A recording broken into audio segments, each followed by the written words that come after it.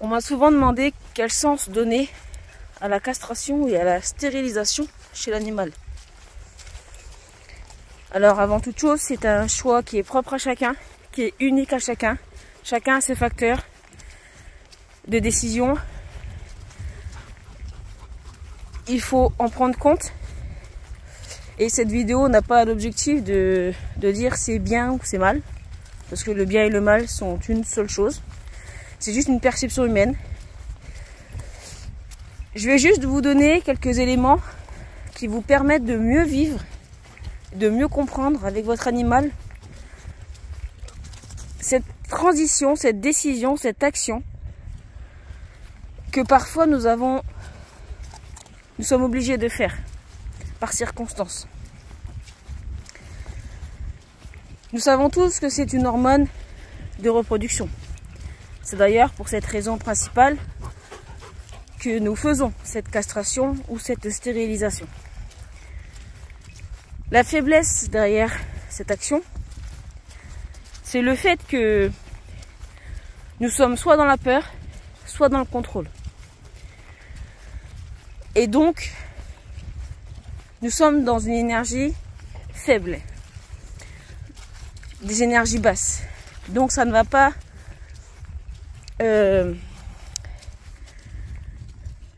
aider l'animal en fait à se reconstruire, parce que ça va faire des blocages énergétiques le temps de cette reconstruction intérieure qui sera propre à chacun, à chaque être vivant, et qui chacun aura besoin d'un temps nécessaire après, et c'est propre à chacun. Au-delà de la partie reproductive, cette hormone participe à la production d'énergie. Et en l'occurrence, la production d'énergie de vitalité et la production d'énergie de défense immunitaire. Donc il faut en prendre conscience que quand nous faisons cette action de stérilisation ou de castration, nous créons une rupture dans ce cycle naturel du corps, ce cycle de production du corps, où tout est lié, où tout fonctionne ensemble. Nous créons une rupture. Donc le corps doit se réadapter, se réorganiser, cicatriser la rupture et prendre le temps nécessaire pour pouvoir se remettre en activité de manière optimale, sans impact majeur pour la vitalité, les défenses immunitaires de l'animal. Il faut prendre conscience et s'interroger, déjà ne jamais faire les choses de manière urgente, de manière impulsive, de manière précipitée. Prendre le temps d'intégrer la situation, d'intégrer les raisons, de voir si elles sont justes. Si possible, demander à l'animal son opinion, savoir s'il est prêt. Parce que comme c'est une hormone de croissance, il peut être dans une croissance intérieure et physique dans laquelle il est dans un rythme propre à lui, et que si on crée cette rupture avant la finalité de cette croissance, on va lui donner double travail. Donc il faut comprendre pourquoi nous avons besoin de faire cette opération. Qu'est-ce que nous voulons contrôler? De quoi avons-nous peur de reproduire de manière symbolique en actant en fait cette opération? On cherche à faire une rupture avec quelque chose qu'on ne cherche pas à reproduire. Et si nous-mêmes ne sommes pas en accord avec ce choix intérieur de manière symbolique, parce que les animaux sont toujours liés de manière indirecte à nous sur ce qu'on vit à l'intérieur de soi. Donc tout ce qu'on fait à travers l'animal a une interaction avec nous et une interaction animale. Même si c'est propre à chacun, que l'initiation, le cheminement de vie est propre à chaque âme, nous sommes liés. Et donc, nous nous impactons les uns les autres, dans nos décisions, dans nos choix, dans notre façon d'être, dans notre façon de penser. Donc, il est, pour moi, nécessaire de demander à l'animal sa position, parce qu'il y a des animaux qui sont pas prêts et qui peuvent très mal vivre en fait cette castration parce qu'ils n'avaient pas fini quelque chose, parce qu'on leur a pas demandé leur choix, on les a pas préparés, on les a pas informés, même s'ils ressentent tout, il faut quand même les aider. Il faut se comprendre les uns et les autres. On ne peut pas les isoler comme ça tout seul et prendre le pouvoir sur eux. Nous sommes responsables d'eux et nous devons, par cette responsabilité, être conscients de ce que nous faisons et faire les choses le plus juste possible pour l'un et pour l'autre. Donc qu'est-ce qu'on cherche à contrôler? Quelle rupture on cherche à fuir? Quelle chose on cherche à ne pas reproduire en faisant cette situation, cette action? C'est une question qu'il faut se poser. Les animaux, ils ont une conscience bien plus grande que nous sur les choses, sur la vie, sur ce que nous on ressent, sur ce qu'on a vécu, sur ce qu'on est, sur ce qui fait que nous actons, nous soyons comme nous sommes. Et ils peuvent vraiment nous aider dans ces blessures intérieures, dans cette compréhension intérieure de soi. C'est pour ça que tout ce qu'on peut faire avec eux, il faut le faire de manière unifiée, de manière comprise, pour pas que ça pose des problèmes. Parce que c'est pas l'animal le problème. On peut dire que on veut protéger l'animal pour des surproductions, pour des choses comme ça. C'est vrai. Mais le problème, dans le fond, c'est l'humain. Et ce qui symbolise parfaitement cette notion d'humain responsable de ce que les animaux vivent à cause de nous, eh bien, c'est les associations. Les associations de protection animale partout dans le monde œuvrent, et c'est tout à leur honneur, pour protéger les animaux, pour les sauver. Et eux sont obligés, dans leur principe, par leur principe, de stériliser et de castrer, parce que l'animal, l'humain, est totalement inconscient de ce qu'il est et de ce qu'il fait. Donc, on est obligé, quand on adopte un animal par exemple, de l'avoir castré ou de le stériliser, parce que l'humain sait que son humain n'est pas responsable.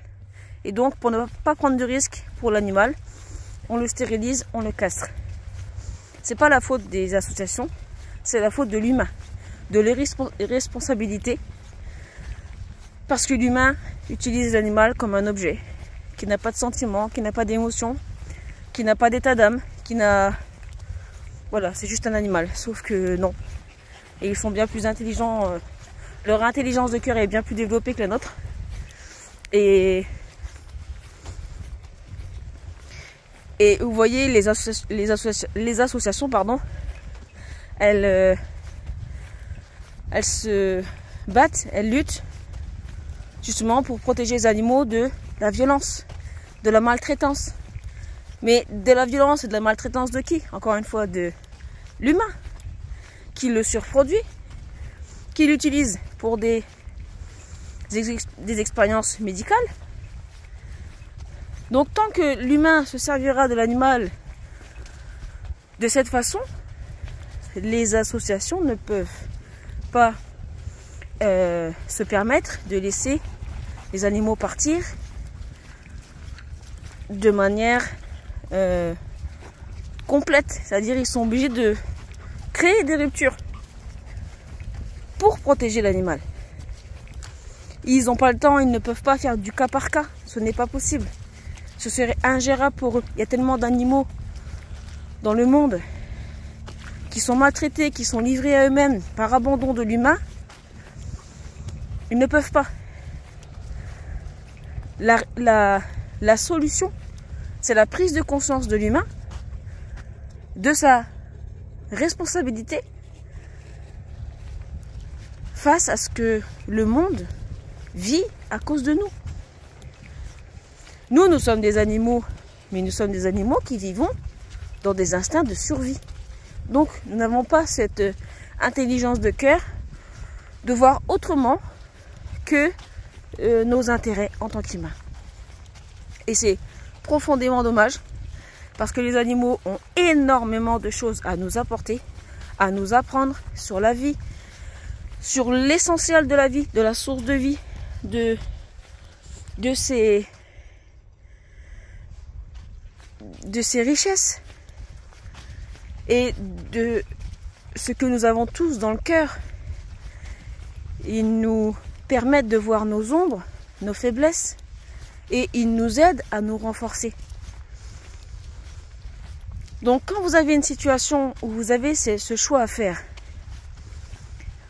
essayez au maximum de vous poser ces questions intérieures, d'observer l'animal. Et s'il y a une situation par exemple où l'animal s'enfuit ou est malade, ou il y a quelque chose qui vient retarder l'opération, c'est un signe. C'est un signe qu'il y a quelque chose qui n'est pas encore prêt pour cette opération. Donc il faut chercher à le comprendre pour pouvoir faire les choses de manière optimale pour l'animal. Parce que l'animal, c'est lui qui subit la stérilisation et la castration. C'est lui qui prend l'expérience de cette rupture que nous créons. Alors l'objectif n'est pas non plus de culpabiliser, de se rendre coupable du choix qu'on fait ou de notre indécision. Parce que les animaux ne veulent pas qu'on rentre dans la culpabilité. C'est pas quelque chose de constructif. C'est pas quelque chose qui nous fait croître. C'est pas quelque chose qui nous fait avancer. Les animaux, pour eux, ce qui est important, c'est de rester dans le mouvement de vie, de s'adapter à ce mouvement de vie et de faire les choses avec le cœur, de manière juste et dans la vérité, sans se mentir à soi-même, sans mentir à son animal, sans chercher à lui cacher les choses. Ils savent tout. Ils savent tout.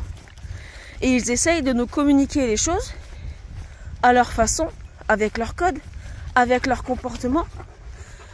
Donc, si, encore une fois, nous prenons la décision, par exemple, de castrer, de stériliser un animal à cause de son comportement, pensant que cette stérilisation, cette castration va améliorer le comportement,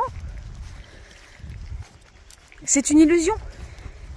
C'est une illusion parce que ce n'est pas en créant une rupture, en se séparant de quelque chose de manière concrète que on retire la situation.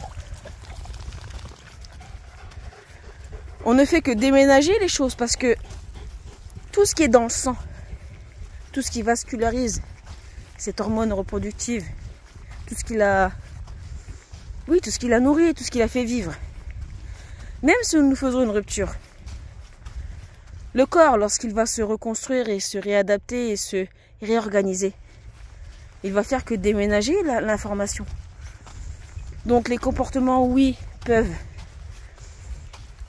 s'apaiser, mais le problème va se déménager sous une autre forme. Et c'est ça qu'il faut aussi prendre conscience. Que si on fait les choses de manière consciente et de manière compréhensive, eh bien, l'issue de cette opération aura moins d'impact régressif que si nous le faisons dans l'illusion. dans l'ignorance. Donc c'est important de comprendre tout ça et d'observer les animaux dans ce qu'ils sont, dans ce qu'ils nous montrent. C'est important d'être à l'écoute. Et par exemple, s'il y a un problème de comportement, et bien d'observer le comportement animal qu'il nous renvoie, de faire le lien avec soi sur nos propres comportements, les propres comportements personnels de l'humain, et de faire le travail dessus pour déjà s'améliorer par la compréhension, de mettre en action des choses au lieu d'aller chercher une solution extérieure qui est l'animal, en lui retirant une partie de lui-même qui ne demande qu'à vivre et à exister de manière optimale. Encore une fois, on peut très bien faire une opération de stérilisation et de castration de manière optimale, si tout est en accord, si tout est conscient, si tout est compris, il n'y aura pas nécessairement d'impact derrière. Parce que le corps va s'acclimater, s'adapter à la conscience de la personne.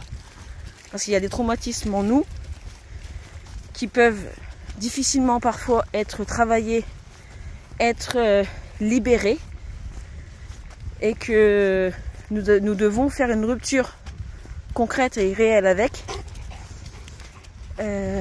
Et cela fait partie du processus et du chemin. Mais encore une fois, c'est avec l'accord de l'animal, sa vision des choses, et surtout d'observer ce qu'il a à nous dire par rapport à ça. Parce que nous avons toujours des éléments qui nous manquent quand nous faisons ce genre de décision, ce genre d'action. Et que ces petits détails, ces petits éléments qui peuvent nous manquer, eh ben, l'animal peut nous l'apporter.